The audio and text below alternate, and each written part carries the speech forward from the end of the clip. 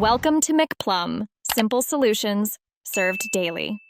In this video, I will explain how to replace your Toyota Yaris car key battery. First, identify your specific key fob model, as designs can vary slightly. You will need a small flathead screwdriver and a fresh CR 2016 battery. Make sure you have a clean, well-lit area to work in to avoid losing any small parts.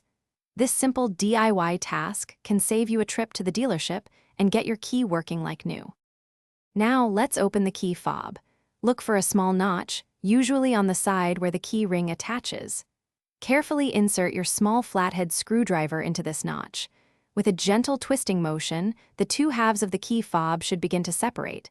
Be careful not to apply too much force, as the plastic can be fragile.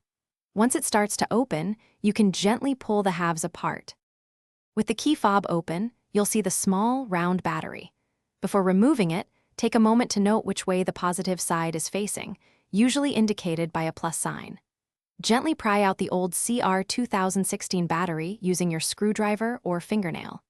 Now, insert the new CR 2016 battery, ensuring the positive side faces the same direction as the old one. This is crucial for proper function.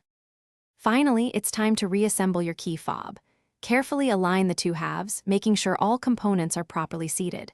Gently press them together until you hear a satisfying click, indicating they are securely closed. Now, the most important step, test your key fob. Try locking and unlocking your Toyota Yaris to ensure everything is working correctly. If it doesn't work, double-check the battery orientation.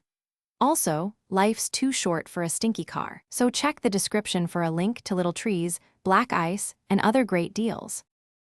Thanks for watching. Stay juicy and subscribe.